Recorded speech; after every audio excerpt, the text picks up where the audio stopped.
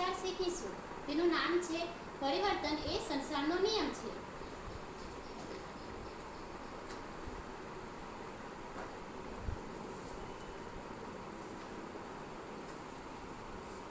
વિદ્યાર્થી મિત્રો, આપણે જાણીએ છીએ કે આપણા જીવનમાં પરિવર્તન આવતું જ હોય છે. આપણે આપણા પરિવર્તનની શરૂઆત આપણાથી જ કરવી જોઈએ. આપણે પરિવર્તનની શરૂઆત આપણાથી જ કરવી જોઈએ છે, કારણ કે આપણે બીજામાં પરિવર્તનનું આપણે શોધતા હોઈએ છીએ કે વિશ્વમાં, અથવા તો આપણે બીજામાં પરિવર્તન શોધતા હોઈએ છીએ, પરંતુ પરિવર્તનની શરૂઆત આપણે આપણાથી જ કરવી જોઈએ. જેમ કે આપણા જીવનમાં ઘણા બધા એવા તબક્કાઓ આવે છે, જેમ કે બાલ્યાવસ્થા, કોલેજ્યુ મસ્તીખોર અવસ્થા, શાળાએ જતો તોફાની બાળક, પતિ પત્ની, પ્રેમાળ માતા પિતા, લાગણીશીલ દાદા દાદી અથવા તો નાના નાની વગેરે આપણે પરિસ્થિતિઓથી આપણે પસાર થતા હોઈએ છીએ. પરંતુ કોઈક વાર આપણને આપણા દાદા દાદી અથવા તો વડીલો કંઈ કહે છે, એટલે આપણે તેનાથી આપણે ડરી જઈએ છીએ, અને કોઈક વાર ધંધામાં ખોટ આવે છે તો પણ આપણે ડરી જઈએ છીએ કે આ કેમ કરી જઈએ છીએ આપણે, કારણ કે આપણે પરિસ્થિતિનો સ્વીકાર કરતા નથી.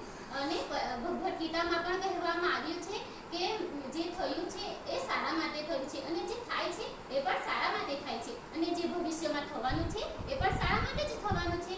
એટલે આપણે પરિવર્તનથી ક્યારેય ડરવું ન જોઈએ, કારણ કે પરિવર્તન એ આપણા જીવનનો એક અંગ જ છે, એ કુદરતનો નિયમ છે.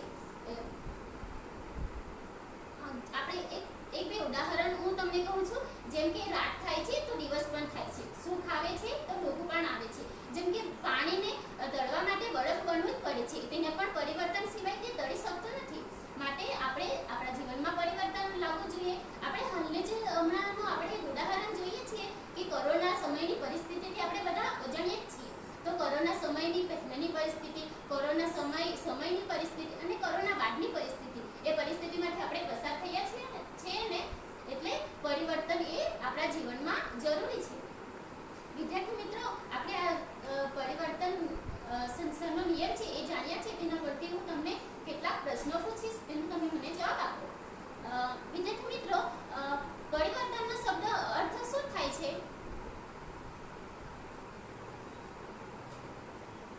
હા, તમે બોલો. બદલવું, બદલાવ. ખૂબ સરસ, બેસી જાઓ. હું અહીંયા શબ્દ નોંધું છું.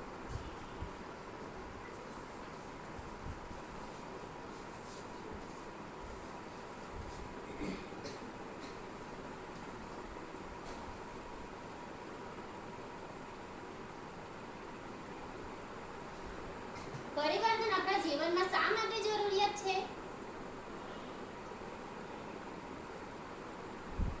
પ્રયત્ન કરો. હા, તમે બોલો.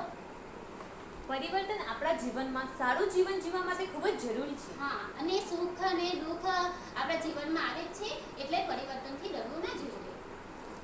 સંસારનો અર્થ શું થાય છે? હા, તમે બોલો. જંગલ. ખૂબ સરસ, બેસી જાઓ.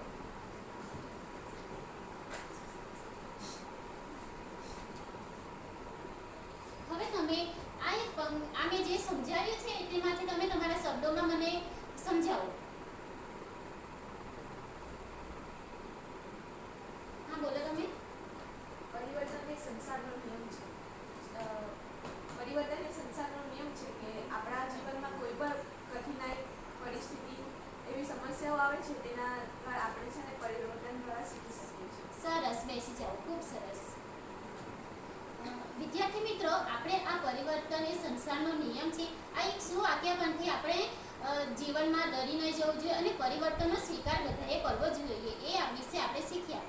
ધન્યવાદ.